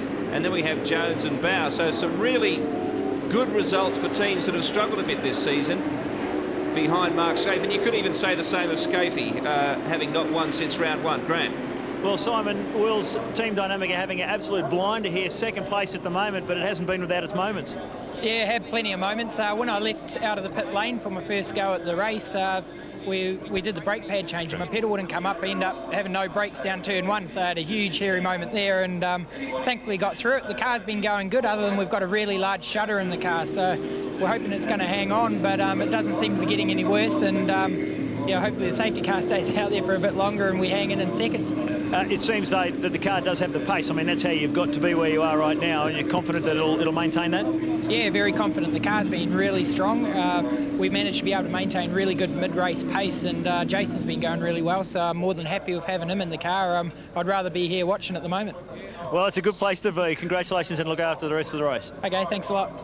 Andrew Jones has been on the radio. He must be in a cheeky mood while this safety car's on, John Cleland. He's asking you for advice on how to drive through snow. Yeah, I know. I was on the phone to Colin McRae to get advice, so I've never seen anything like this. I'm going to have to buy the tape of this race to let people at home see that it snows here. It's just unbelievable. Incredible. You had an interesting stint yourself and you learned about the Aussie drive-through penalty. Yes, unfortunately, I don't know who it was I tapped, but I thought I got inside him and he didn't think I had, so he pulled over on me. To be fair, it was my fault. And if I'd known to back off and let him back through again, I wouldn't have got a drive-through, but unfortunately, my lack of knowledge of this championship led me to have a drive-through. We'll get that tape organised for you. Yeah, that would be really good, because it's going to be an entertaining day. Thanks, John. Cheers, He's bye. a good fella, isn't he, John Cleland? Great to have guys like him as part of our championship, even if it is for just 2 races of the year. Cleland and Andrew Jones hovering around the mid-20s. One of those cars sounded awful, and it was the Bow Jones car, which I think's got broken header pipes on it at the moment. It sounded dreadful as it went by that shot. I seem to think that problem's getting worse as well, so hopefully that'll hang on till the end of the race. Bow currently placed 5th, and Russell Ingall going to fight his way back into this one. Currently 9th, they're in the top 10. So that's the scene in pit lane. You can see. This is Rickard Rydell coming in. The safety car. So driver change. Radicic will jump back in. Sort of looks very casual, doesn't it? Oh, very relaxed. So he's wearing a hands device, which we've not seen a lot of in Australia. That's the support device beneath his helmet, above his shoulders, seen in Formula 1 and Champ Car racing. No other work going on the car. I just wonder if maybe they've done their sums on driver length. Found they had to put Paul back in. I can tell you that. So the Audi safety car leading the pack around lap after lap after lap. Treacherous Sandown Raceway. Well, it can be called now, Marco, can't it? 121 laps. At the end of this one, it's officially 75% race distance completed. That's correct. Plus rounded up. I believe Marcus Ambrose is listening in down in pit lane. Did you enjoy that ice cream, mate? Yeah, I sure did. I'm still finishing it right now. No, it's just your tongue's frozen. You can't talk, right? Well, it was a good time to have an ice cream because it didn't melt. What do you think of this weather, eh? Yeah, I think it was a good decision to keep Russell in there for that last stint because there's no way I want to get back in there. You know, we're actually fighting back pretty well right now. We've got a real chance to, you know, finish top 4 on merit. And if one of those top 3 guys drop out, you know, we could even end up on the podium. So we're praying that the race is going to restart. You know, I think it's pretty much a certainty that it's not going to last a full distance. But if it runs through to the time, I think we've got a good chance to come back up at least maybe 4 or 5 spots. Now, your co-driver, Russell Ingall, is listening in as well. Do you want to have a chat with Russell? Not really. Oh, go on, just for the viewers. Hey, Rusty. Hey, Marcus. What happened? Sorry, mate. Didn't have the pedal pumped up enough. She just went to the floor at the end. Yeah, mate, look, no hard feelings. We've got a good chance to climb back up here, so just knuckle down. You know, in those conditions there, mate, when you're sent out on hot rear brakes, cold front, and, you know, hot front tyres, cold rear, there's not much you could have done there, mate. So don't worry about it. Let's get to the finish and score some points. Don't worry, mate. I'll bring it home for you.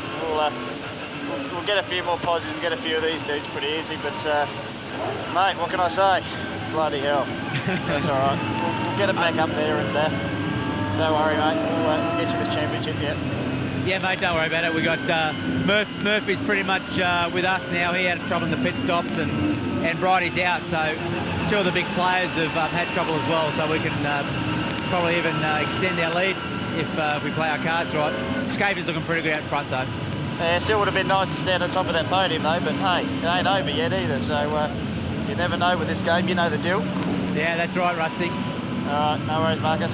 Cheers, mate. See you in a couple of hours. Okay, cheers, mate. Hey, Russell, while we've got you there, just give us a description, if you can, on those conditions over the last 10 minutes. What was that like? Yeah, it was pretty wild. Bit of reminiscing there, going back to Bathurst a couple of years ago when it hailed up at the top of the mountain. Yeah, just absolutely unbelievable. Just poured down, and it was the right decision to bring the pace car out because honestly, you're back to first gear, doing about probably 15 kilometres an hour, and you still couldn't get around the corners. So, you know, we would have been struggling if they pressed on for the race. It would have been a fair bit of carnage, but it's starting to clear up a little bit now. Looks a little bit better. There's actually ice down near XR8 corner there, just all around the track, just virtually looks like a sheet of ice, but with a trail going through it, where the cars have been running through. But it's cleared up a fair bit now, so I reckon the next couple of laps will be back into it. Hey, Russell, do you think that it's a race-worthy track at the moment? Should they declare the race or press on? I mean, I know what you're going to say from your personal viewpoint, but what's the track condition like? No, it's not too bad. Like it was, you know, the way it is now, it looks like it stopped raining. It was worse earlier on, so I can't see any reason why they should declare it. They might as well press on. It's starting to clear pretty nice now, and we've had worse since what we were racing in, so yeah, let's press on. Just to take you back to something I know you don't want to talk about, but the issue with pumping up the pedal, were you distracted by the seat belt that you had a twist in, the left belt, or was it just something else? No, look, I thought I had it up enough. I felt the pedal go hard when I was in the pit, so I thought I was pretty safe. And I got to the edge of the straight there, and she's gone to the forward. And look, I probably could have saved it all right, but the trouble is I had a car in front of me. I don't know who it was that had just come down the straight or out the pits with me. So I had to sort of try and avoid him as well. Otherwise, I just would have plowed in the side of it and risked damaging the car. So I had to make a bit of a choice, you know, sort of try and head for the scrub. Or stick it into another car, so obviously I had to go for the scrub because I thought at least I could try and save it, but it just buried itself in a bit too hard. Well, mate, you've put in a good fight back up to 8th at the moment. If this thing gets restarted, wish you well for the remaining laps. I know that you're going to have a crack. Yeah, mate, I've got to do something, try and redeem myself a bit here, just so I don't get hit around the ears too much when I get back in the pits. Keep the helmet on, maybe. Russell Ingall there, out of the Pertec racing car, who's had a tough time today, but as I mentioned, has also had a very good fight back up to 8th. And just one of those moments, wasn't it?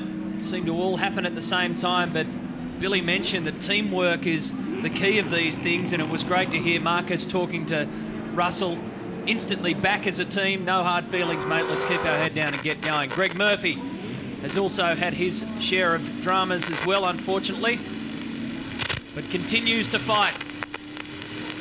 Well, there's only 3 cars on the lead lap at the moment. That's Skaife, Richards and Youlden. And you go down to Bow, Murphy, Richards, Longhurst, Ingall, Noski, all the way down to Radisich on 121 laps. And then Andy Prix on 120. Well, no sign of red flags. They're still waiting for the track to dry out to an acceptable level so we can soldier on in the Sandown 500. The question is, can Mark Skaife hold on if we keep going? Can Jason Richards and Team Dynamic, or what about Luke Youlden? They're all in the picture. We still got lots of weather out there, still under yellow flag, and they're repairing a fence too. That is the other part of this equation, which is yet to be solved. So the weather's not too bad at the moment, but there's a fence being repaired. They're trundling around. Mark Skaife's not happy with the situation, but he is the race leader, and he does have some traffic between him and the second place car. Let's hear more from the pits. Billy, one of the guys from HRT has come down to have a word to the officials here in pit lane. Mark's concern is the state of repair of that safety wall on the back straight. He doesn't believe that it's quite back to a safe enough standard at this point. They have asked for the safety car to take a closer look at it again before they recommence this race. That's his concern. There was also an issue around possibly some teams not having completed their brake pad change within the prescribed window. One of those cars was car 6. We understand, though, that various records may not have been updated. Car 6 has done its pad stop within the prescribed window. As we look at Todd Kelly there, just a little bit more detail on the tyre barrier at the end of the back straight at turn 5. Glenn Seaton, you're on the driver safety committee and you work with the Vesco on this, and you made some modifications to that area just recently. Yeah, we had, when we did the inspection 12 months ago, I asked to have that tyre wall extended along the fence there, because what you do with these empty tyres is actually absorbs the impact. It's not that solid stop, and luckily that's probably saved a fair bit of that car of Larry's. And Mark Skaife, that is bluing about the state of that tyre wall at the moment because it doesn't look anything like standard. And the shot we saw previously was Paul Weisel from HRT talking to Tony Manson, the Vesco operations manager, voicing his concerns about this. And there's going to be no further work undertaken to that before we go racing again.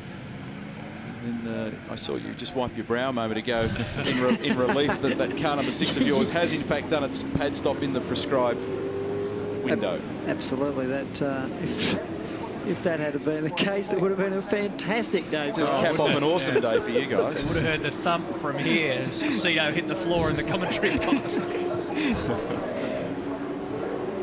So waiting to go back to green. Yellow flags out, safety car boards still out. Everyone just has to sit in the queue, trying to keep some temperature in the car. I think there's only one more lap under safety car conditions, Marco, and then we'll get cracking again. So 4:45 was the cut-off time, Australian Eastern time. 20 minutes, roughly. Race time remaining, if that's the case. And we've logged 125 laps in the lap scoring. So Skaife, Jason Richards, Luke Youlden, John Bow, the busted header in that car, Greg Murphy, Stevie Richards. Still think that's a pretty good save from where they were on the grid. Sure is. Tony Longhurst, Russell Ingall, speaking of saves, inside the top 10.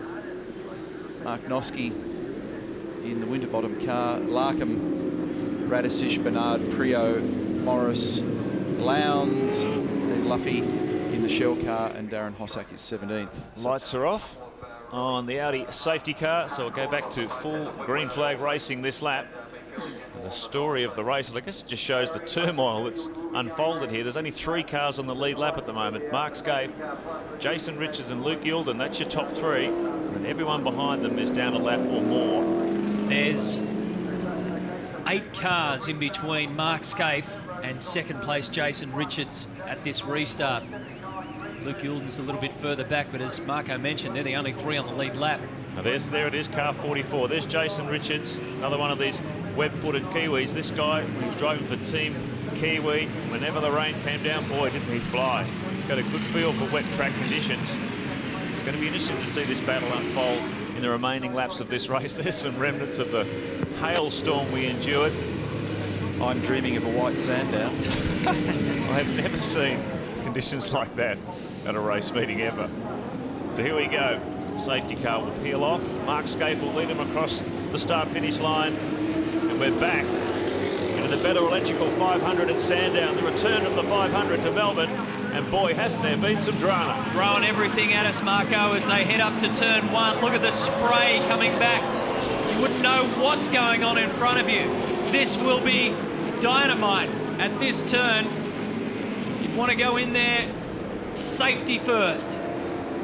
See them just gingerly treading through there. You just get nervous looking at him going through there. It must be so hard, Neil and Glenn, to get temperature back in your tyres when you're sitting behind a safety car, not only in dry conditions, but in cold, wet weather. There's no temperature in that rubber. And they've been stationary now, or not stationary, but sort of inactive for a long period of time, so your mindset cools out a little bit as well. You've got to get yourself back in to the groove, feel the amount of grip available, and of course, if you're anything behind about position 4, you can't see, so it's driving by braille. That's right, and actually, Skaife would be being leading the pack here. He's a bit of the venturer here to see what the track's like. So the rest can gauge themselves off mark at the moment in braking areas and speeds through the corners and where the track is quite bad. But look at Lowndesy. Lowndesy coming through.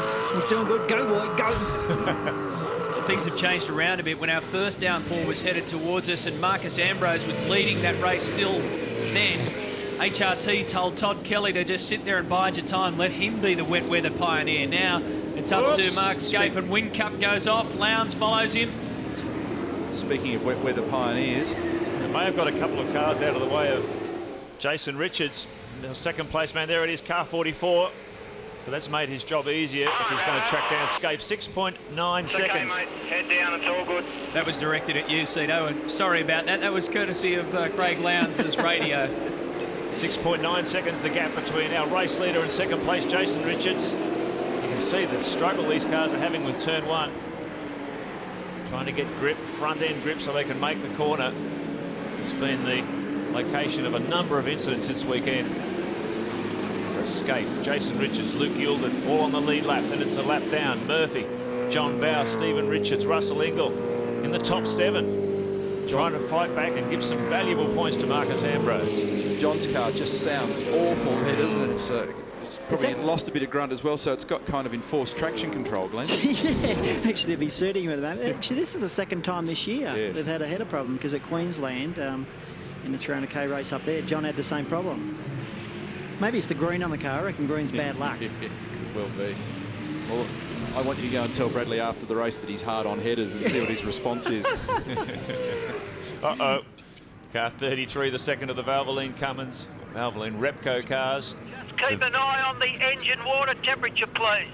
And that's Mike Exel, the engine builder, telling young Jamie Whincup, you protect my motors, young lad. What's actually wrong with the front end? It's broken. I've got no steering. It's I think it's broken a steering. It's wobbling at the front, so just like the wheels flapping. Just no steering. Something's broken. You can hear the wobble in Jamie's voice there. He's been driving with Alan Simonson. That's interesting. On that previous lap. 27.5 for Jason Richards, a 28 for Skaife.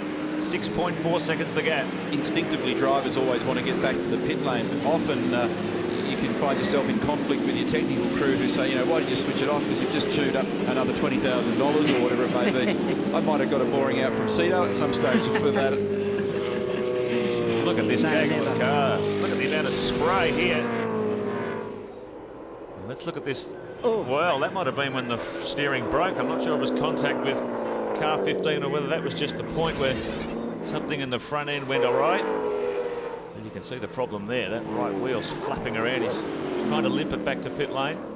Yeah, and you don't want to be in that position where you go over the top of the rise at the end of the back straight at 3 kilometres an hour and everybody else is doing 200 odd. So Mark Skaife leads this one. He's going to watch the gap between himself and second place Jason Richards. Oh, look at that car, car 34, dancing over the puddle there on the approach to turn 8. So still trying to tippy-toe their way through these very difficult track conditions. Skaife A 1:27.1 at 26.8 for Richards. That's the second lap he's gone quicker than our race leader. And the gap's down to 6.1 seconds. Luke Youlden, position 3 at the moment. Still hanging on. What an initiation for Luke Youlden. First time in a V8 supercar at Sandown. He's raced here before in Formula Ford and GT days, but he seems to be keeping a pretty level head approach about him. He's heading for his first podium finish.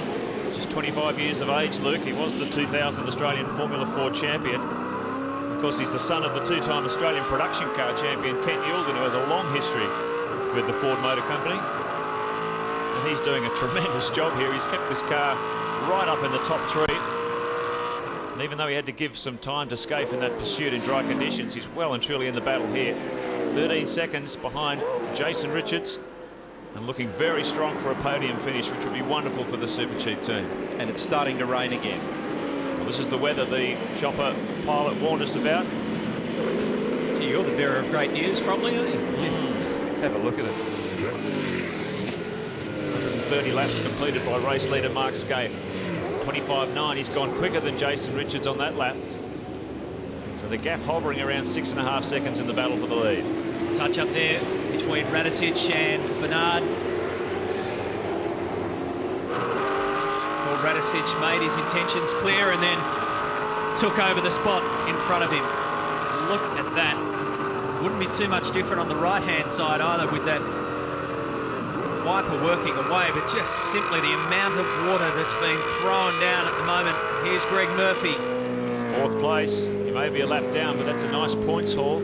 I reckon there's a lot to be said for a full sweep wiper like this on Greg's car, and for the obvious reason that you're on a circuit that's anti-clockwise. Most of the apexes are where Murph's looking at the moment on the left. So one of the difficulties that Luke Youlden will face at the moment in the 31 car is every time he goes to look to the left to find out what he's aiming for, all he can see is nothing. Well, look at that. I mean, it's crystal clear right there, looking out the left-hand side. And moments ago, when we were looking at the left-hand side of Luke's windscreen, we couldn't see a thing. These are the toughest conditions you can imagine. And there's a good shot of what Neil Crompton was talking about. Very small scraping area for that blade. So you can't see that apex from our camera position. You don't know what the driver's looking at, but it won't be a lot different. At the moment, there's not a lot of rain on the screen, but you can imagine that thickens up a little bit, as it is in this part of the circuit right there. And it's a bit of a horror story, Glenn. Yeah, it sure is. And it is starting to pick up a bit. There's all that spray in the straight. That's the worst thing. When you're coming down the straights and you've got to follow someone and you've got all that spray, you just can't see a thing. And most of the time, you're actually judging your brake marker by looking at the side of the track. You're actually half the time not even looking forward. Paul Morris in trouble there in the Cirame Wines entry. Max Wilson beside him in car number 18. David Brabham has actually got control of that at the moment. Let's go down to pit lane, but we'll first just check this out. This is what happened to Paul Morris at turn 1. Squeezed wide. Managed to get it back on there. Gary Rogers Motorsport. Boy, haven't they had some dramas. Gary, hasn't been the best of days for you. Oh, Joe, it's just been sensational. I can't remember a better one. I mean, look, it's really disappointing, to be quite frank. You know, I don't know what to say. We've just failed dismally today, and I don't know why. I mean, we tested a new car last week. It was great. I mean, that old proverb, I should have went fishing. I reckon I should have gone by the weather conditions, but, you know, we've got to press on. We've got to go home and try and work out what's gone wrong. I mean, our strength has been our mechanical reliability, but obviously today we haven't had it. And, you know, to our sponsors and supporters, I'm sorry about it, but we've got to move on from here. Thanks, Gary. Thank you. Dangle a line out front of your garage, Gary. You might pick up something. There's enough water around. Stephen Richards in car number 11 continues to be consistent. He started in 21st. He's moved up to 6th. We have about 8 minutes to go in this race. The finish time is scheduled for 4:45 Melbourne time, and the moment the leader crosses the finish line, after that time elapses, will be the finish of the race. Now, this is Russell Ingall making a pass on Stephen Richards, taking 6th place. Oh, they've been at it for a couple of laps, Woodsy, and you can reckon it might end in tears. It's been pretty heavy, and now Russell Ingall finally got him on the exit of turn 9. And he's held onto it too, so Ingall goes up to 6th position. Richards drops back to 7th. Tell you, there's some interesting stuff going in the battle for the lead too over the break. It's down to 3.6 seconds now, the gap between Skaife and Jason Richards in 2nd in the Team Dynamic Commodore. Julia Ingall. Yep. Marcus Ambrose watching on, because every position that Russell makes up, there's more points in the bank for both drivers. And in terms of championship, remember, Marcus is leading the championship race at the moment. Down to Daryl Beattie in pit lane. Daryl? Yes, Matty, a little bit of info on that car, number 1 at the moment. I spoke to the team, or I actually spoke to Todd Kelly. He said that they're pulling a few fuses on that car at the moment. They've got low voltage, but I guess it can't be too bad. If they're real serious, they'd probably pull the radio as well at this stage. Recap your PlayStation 2 race score. Mark Skaife with a 3.6 second lead over Jason Richards. Luke Youlden in 3rd position. 4th is Greg Murphy. 5th is Brad Jones and John Bowe. 6th, Ambrose, and Russell Ingall has moved up into 6th position. There's the battle for the lead, Matty. And there must be some sort of drama with Skaife's car. That's down under 3 seconds now. 2.8, there's his teammate. That's not the car of the moment. Car 44, Jason Richards, the Kiwi, flying in 2nd and closing the gap hand over fist to our race leader, Mark Skaife, with only minutes remaining in this race. One of the problems is that when you've got everything switched on in a wet race, those screen heaters draw a huge amount of current. And if you've got an electrical drama and you need to start bailing out of things, one of the last things that Mark will want to bail out of is being able to see clearly. But if he's under pressure, he needs to see clearly, and that could also be one of the problems here. Look at him go. Jason Richards, the 27-year-old from Nelson in New Zealand. This was the incident with his teammate, car 45. It's on the approach to turn 9. But under 5 minutes remaining in this one, and Jason Richards has got his head down. There is the sinister black Team Dynamic Commodore, headlights ablaze, and he's got the leader in his gun sights. He's got good pace in that thing. Sure does. He's really honking. Could be state of tyres, it could be the chassis balance, it could be some other issue with Skaife's car. I'll remind you of this race situation. The race officially finishes when the leader crosses the line after 16:45 or 4:45 Eastern Standard Time. So there's only a few minutes here. Marco, he's halved the gap in that last lap. Jason Richards, he's halved it now down to 1.4 seconds. Before that, it was a 2.8 second gap, and that's what 1.5 seconds looks like on the Sandown circuit. Jason Richards started his career in Formula Ford in New Zealand, became a junior driver with the BMW New Zealand team. He was a multiple class champion on domestic soil, but he was so impressive when Team Kiwi made their debut in V8 Supercars in 2000. And look at him, Team Dynamics, Simon Wills there.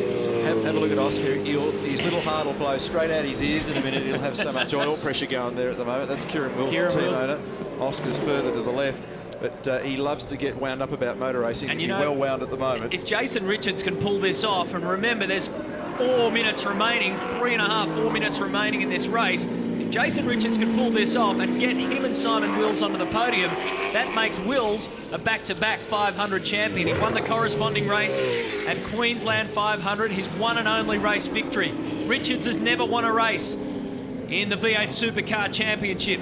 Mark Skaife has won 34 of them. Here's some more action with Paul Morris getting into trouble with Andrew Jones in the 888 car. Morris slipping, sliding, going off the track once more, and Jones joins him.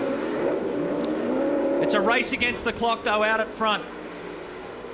Skaife, the lead now is 0.7 of a second. And the clock's just gone 4:42 and 5 seconds. So again, at 4:45, the minute the lead, once we pass that moment in time, 4:45.00, as soon as the lead car crosses the control line, that's it. Now, Jason Richards is a relative rookie in V8 Supercar terms. Skaife making his 144th start. Richards has only done 33 starts. It's his 34th career start in V8 Supercar. Body language on Mark's car suggests that he's just a bit out of grip at the moment, Glenn. Yeah, he is for sure. He's really struggling for traction. He's going to have a crack at him. No, he decides to back off at the moment. Absolutely, there's problems with Mark Skaife's car. It's totally unsettled. A race against the clock at the end of an extraordinary day. Richards has a look around the outside. Now he'll have a look at the inside. He's right up behind the number 1 Holden Racing Team Commodore. Maximum pressure. The Kiwi's got to keep it cool here, though. Mark Skaife is pretty clever. Oh, side by side. In this sort of hand-to-hand combat, what can he do here? Where is he? He's still there. So he has got a real tough task on his hand, even though Skaife is leading. Great job. It's 4:43. They have to finish at 4:45. So this is incredible stuff. What a finish for the Better Electrical 500. Hard under brakes into turn 1. Skaife gets the position. Slippery track conditions. Almost a touch from Jason Richards. We hear the Skaife has switched off his red rain light. That's the light, bright red light they have to have on the back of the car. Now, whether that's going to affect... Switch the wiper off as well. The legality of the car in terms of finishing the race without its rain light, only time will tell. Look at how wide he's making this HRT Commodore as they come up the back straight. Mark Skaife is pretty much shutting down everything he can find inside the cockpit. That line that Jason was taking to try and go around the outside at turn 8 could reveal a spot for him if he can get underneath Skaife when they get to 9. Less than 1 minute remaining. Are they going to cross the line before? Yes, they will. So there's going to be another lap after this one. How long can Skaife hold him out? Down the inside goes Jason Richards. The 2 cars collide. Oh, no, he's gone into the gravel. They both go. No. Jason Richards can't salvage it from there. Skaife gets out. Unbelievable. Can't get it going. Believe it. Turn trip.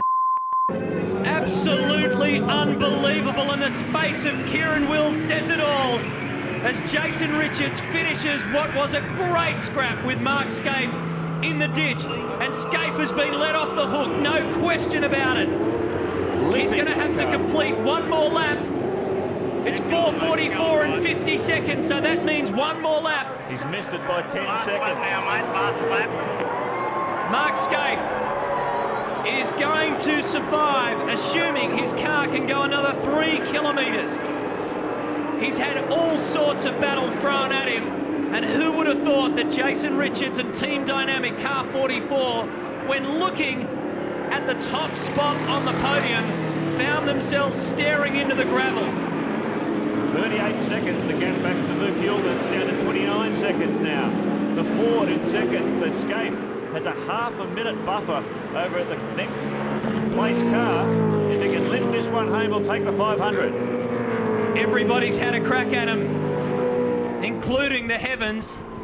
And at the end of the day, these guys, both Skaife and Todd Kelly, have shown that they've not only got themselves the car speed and the setup and everything back in order, but also the pure determination and skill to hold off challenges like that. In awful conditions, Skaife goes past the guy that could have claimed the spot off him. The rain continues to pour down. Mark Skaife, he's not going to start breathing and celebrating just yet because anything can happen. What a finish.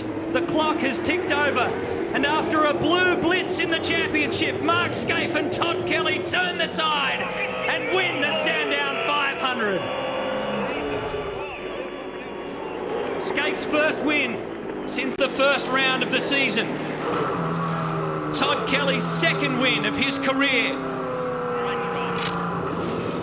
What an effort. And what a great effort too from this young man, Luke Yulden in car 31. And Stephen Ellery, the Super Cheap Auto Ford, claims second position. Their best ever finish. Beauty, Lukey, that's the go, mate. You know what position you finished in? Hey, tell me.